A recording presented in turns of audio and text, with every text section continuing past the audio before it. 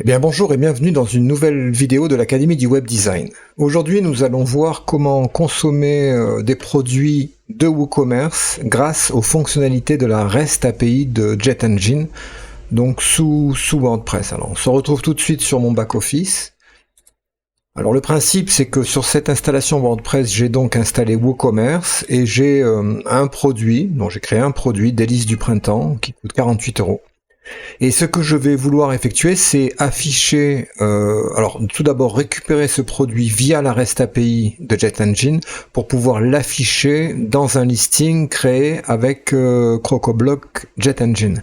Donc l'opération va se passer en plusieurs étapes, donc c'est parti.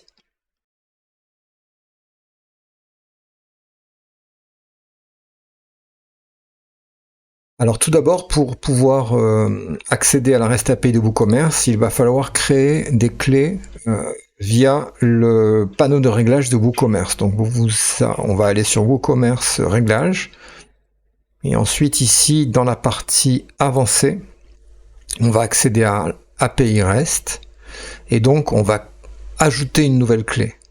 Alors c'est obligatoire pour pouvoir accéder via la REST API, donc je vais appeler ça clé de test et je vais choisir l'utilisateur qui va l'utiliser, donc là c'est moi, et les droits de cette clé, à savoir des droits de lecture pour récupérer des informations via la REST API, des droits d'écriture pour mettre à jour des informations ou des droits de lecture-écriture pour effectuer les deux types d'opérations. Donc je vais prendre des droits de lecture et je vais générer une clé API. Alors à partir de ce moment-là, WooCommerce va me générer une clé client ainsi qu'une clé secrète. Alors ces clés ne seront pas stockées, donc je vous conseille de copier les deux clés et de les stocker dans un endroit sûr pour pouvoir les récupérer, car sinon vous ne pourrez pas les récupérer. Il faudra régénérer d'autres clés dans ce cas précis.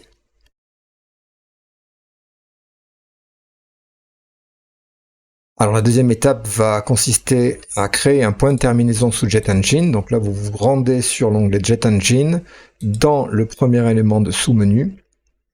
Et là on va aller dans REST API Endpoints et vous allez créer un nouveau nœud de terminaison. Donc je vais donner un nom interne à mon point de terminaison. Donc je vais appeler ça point produit par exemple. Alors il me faut ensuite l'URL de ce point de terminaison. Alors je vais récupérer dans la documentation sur woocommerce.github.io les différents points de terminaison de la REST API de WooCommerce. Donc on va aller dans produit, ici product. On nous explique un petit peu les différents paramètres qui sont attendus et ainsi que les différentes les URL. Donc on va retrouver la liste de tous les produits par exemple ici.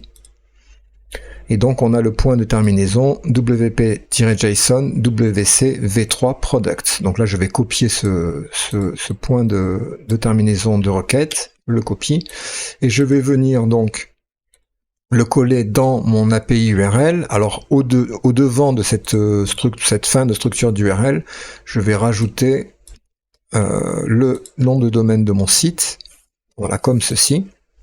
Alors attention que ça ne peut marcher que sur un site qui est sécurisé via un certificat SSL.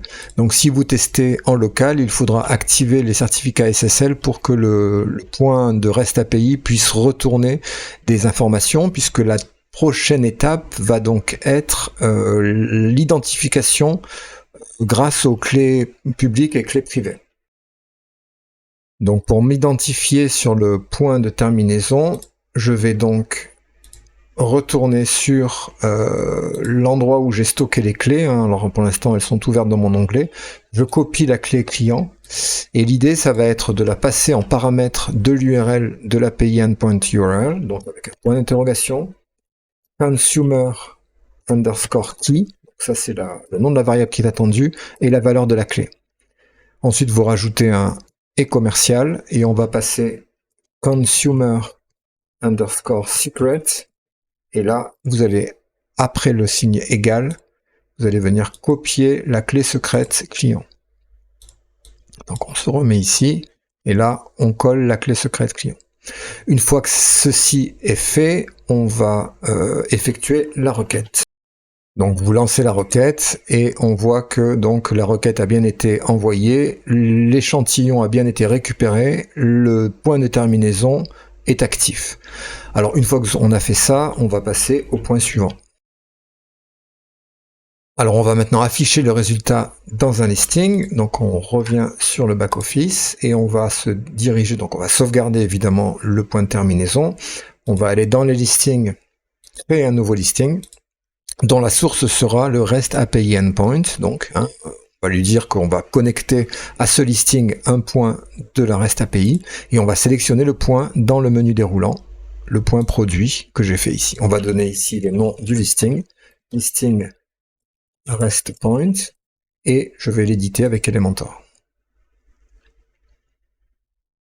Donc, dans ces produits-là, on va récupérer le titre du produit, donc je vais utiliser Dynamic Field, je vais mettre ici, et je vais récupérer donc dans source post term user object data, donc on va rester sur le premier lien, et on va récupérer ici, en scrollant, les informations qui sont retournées par la REST API, donc on voit qu'on va avoir toutes les informations de WooCommerce qui vont être disponibles. Voilà, donc il y en a pas mal hein, sur WooCommerce ici, donc le point produit, donc par exemple le nom, et là j'ai bien délices du printemps.